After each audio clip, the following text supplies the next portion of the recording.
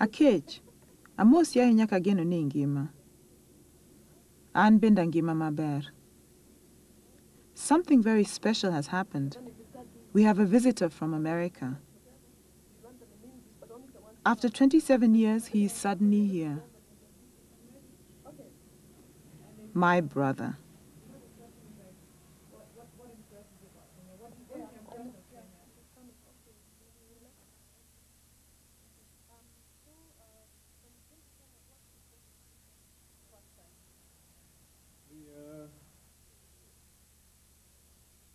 My father was Kenyan, right? And he was a Luo. And the story that was told when I was young was of this brilliant young African who'd come to America to learn the white man's magic and then bring it back to Kenya to develop the country. And you know, he had arrived in Hawaii in 1961, or maybe a little bit earlier, in 1958. So it was right before Kenyan independence, and you know, I think he was part of that first generation of young Africans who went west with all kinds of promise.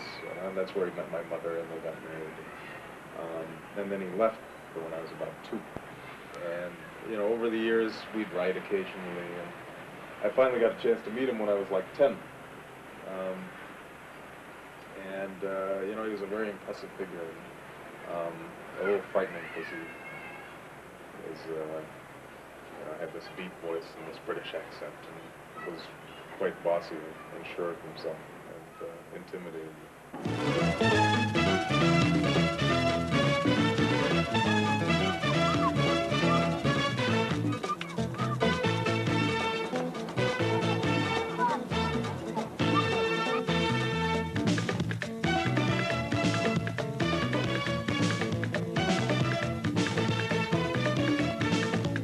Learn a lot about the beauty of black people just being around a lot of black people, feeling as if they're all around you, and that in some sense you belong.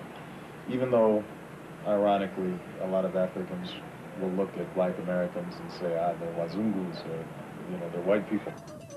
Ironically, it was the death of our father that brought us together. Since then, we had kept in touch through letters. Our letters, however, did not prepare us for when we would finally meet. I was afraid that Barack, my brother, would not be comfortable with us. I was also afraid that we would not know how to relate to him. After all, he was from a totally different world to ours. The most important thing for me coming back was seeing my family, and that was the main purpose, and I think the thing that moved me the most was going to Home Squared and meeting my grandmother and my brothers and my uncles. So you like it? Yes. Okay, let's try it on. We have to try it. Even though it's hot, you tell her, even though it's hot, we still have to try it just to make sure it fits. It's good. It's good. It's good. What you English? Usually, it's a good one. It's a good one. Oh, there. There.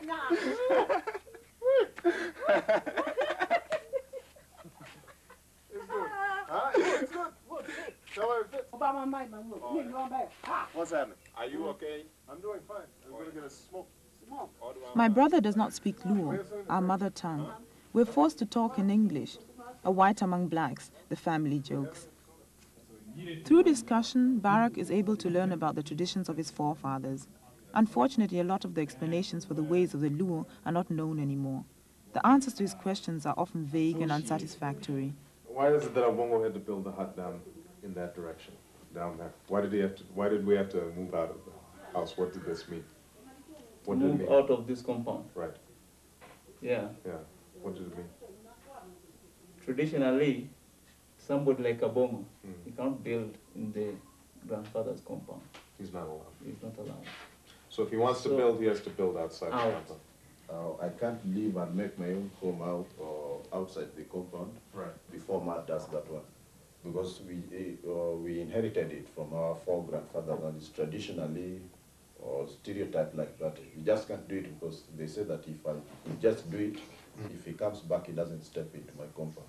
Do people feel like they've lost something when, you know, you said it's just a tradition, nobody knows why. I mean, how does that make you feel?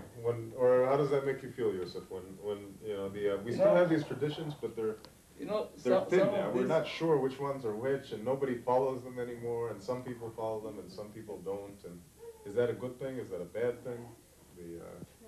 It's not good because, you know, there are some reasons why they were playing such a tradition, Right. but some of the reasons are hidden. Right. You can just Only the old people may know the reason, but they will not like to tell you. Right. Yeah. They'll just say, tell you, all right, no, that is bad, don't do it. But the reason they won't tell you.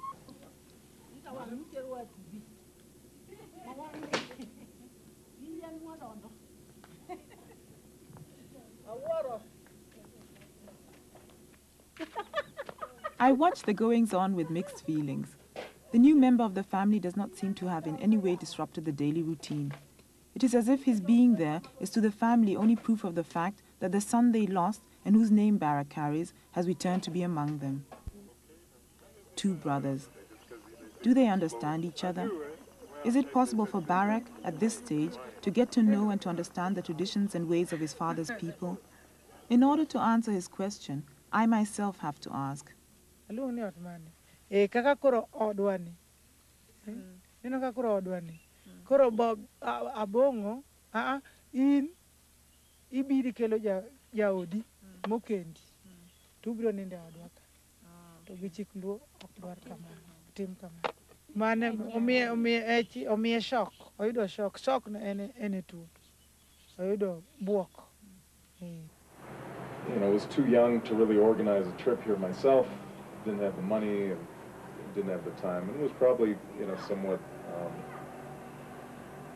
frightened of what I might find here, because, you know, I think when you're young, you always want to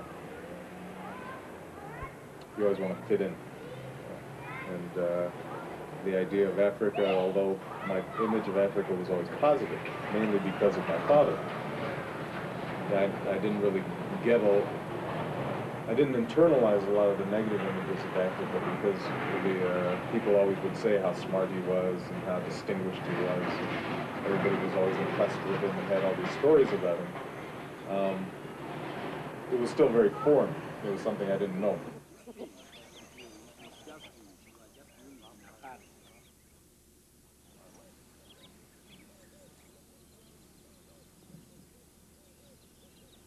We take a walk to show my brother and his fiancée the neighborhood. My brother is surprised by what he sees. Where are all the villages that we always see in books on Africa, he asks. According to those books, we all live on one compound with a chief's hut in the middle. He is told that such villages do not exist in Luo country. They were built during colonialism to serve the system. Having all the families together was a means of watching and controlling the Africans more effectively.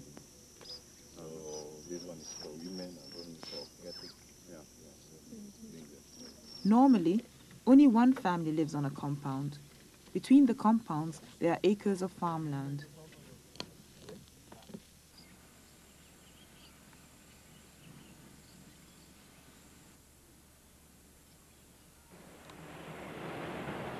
As I got to know the country better, as I've written newspapers and I talked to Kenyans, then those initial, very personal impressions start blending in with political impressions about the country. And everybody's out of school. We meet a student who has been sent home from the university. The students demonstrated because of the introduction of tuition fees. The police came and started shooting at them. All universities in the country have been closed till further notice. So what will happen if your parents have signed, they're saying they're going to pay, but then they don't have the money? What will happen? Well, if you don't pay, you don't live in the university, you don't go for tuition. So you can't attend class. Yeah, it's as good as missing your place. I see. Yeah. So basically, it looks like right now what's happening is this is a way that the government is going to reduce the number of university students. Kinda. Because the students who can't afford to pay at this point, they won't be able to go.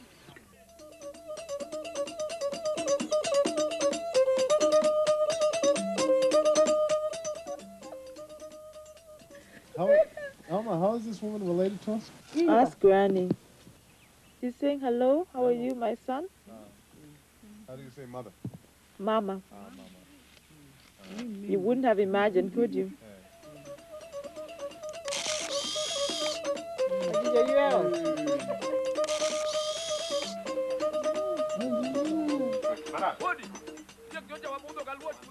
Our visit finally comes to an end, but the journey continues. My brother wants to discover the rest of his father's country. We take leave of the family. Seeing my father's grave and my grandfather's grave, and feeling accepted by them and embracing them was important for me and sort of filled a hole that I had felt for a long time.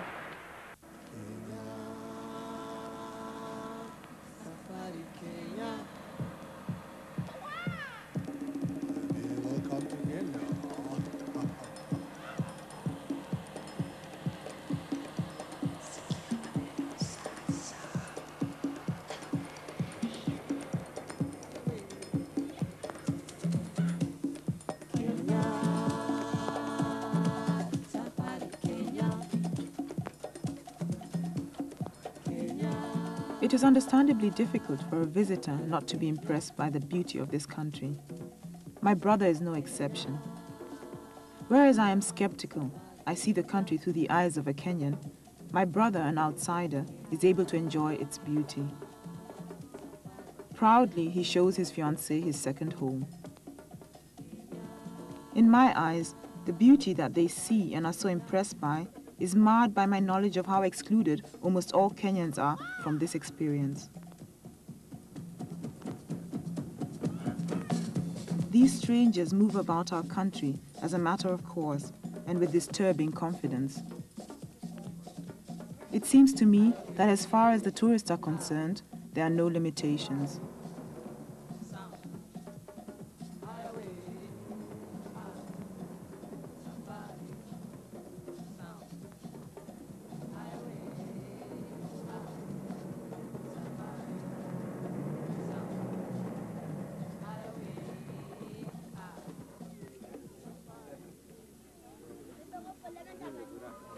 I observe my people being exhibited, exhibiting themselves. Who would want to miss such a spectacle? A folks exhibition. On this day, my brother refused to come on the tour.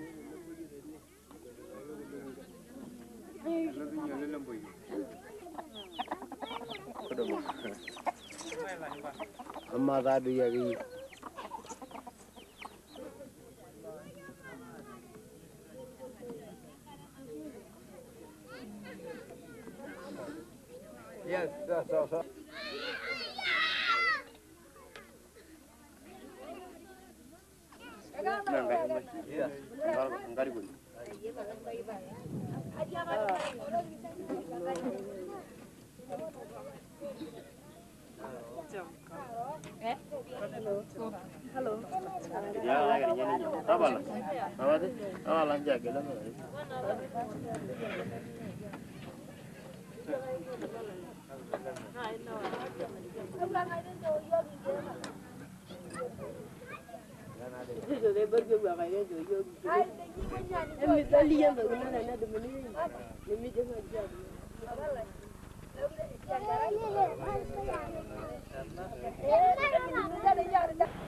It makes me frustrated to see that blacks in Kenya don't have more confidence in the possibility of shaping their own fate and their own destiny. I'm deeply saddened by a sense that whites are still superior in this country, in some sense, that if you sit at a restaurant, they're served before a Kenyan is served. If you go through customs, a white person's going to have an easier time going through customs. I've experienced probably the Kenyan side of it, mainly because there have been times when I went, let's say with Auma, my sister, who's obviously Kenyan, to a restaurant where we'd have problems getting served, where the waiters would be rude. You know, if you look around at Kenya, when I look around at Kenya right now, you get a sense that although on the surface things are relatively tranquil, right beneath the surface, things could explode at any point. Because you have all these young people, not just now coming from the countryside, but just simply from population growth, who are going to school, have high expectations, but the engine for growth that's going to be able to employ these young people may not be there. And that's a dangerous situation when you have rising expectations and young, bright people who are frustrated in their ambitions. And you see a lot of that taking place in Kenya. And you would think that that would be more of a source of concern for the government, and that they might change policies as a consequence of that. But so far that doesn't seem to be taking place. Due to a puncture on my old car, I'm able to show my brother that Kenyans are in fact trying to shape their own destiny, despite all odds. I take him to a jua kali garage.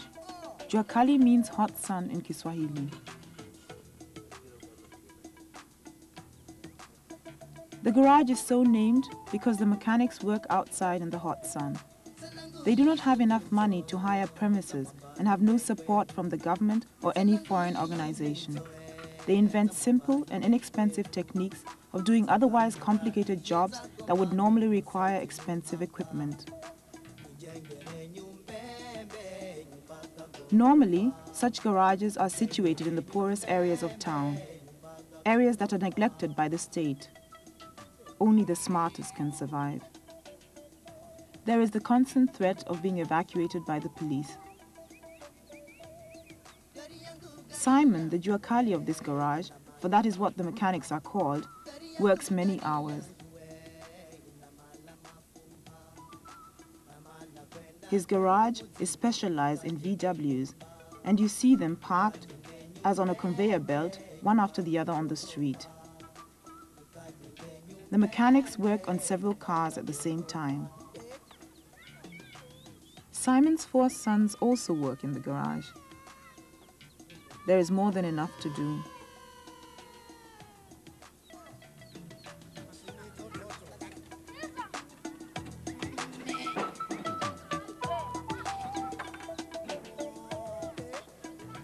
My brother and I watch fascinated. I am pleased to have brought him here. When I look at a place like Kenya, I think this is a land of great promise, and that the potential to strong black country is here. And I think if you could build a strong black country in Kenya, then that sends a message out throughout Africa. It sends a message to black Americans. It sends a message to blacks in the Caribbean. It sends a message that we can build. And so I have a lot at stake in this.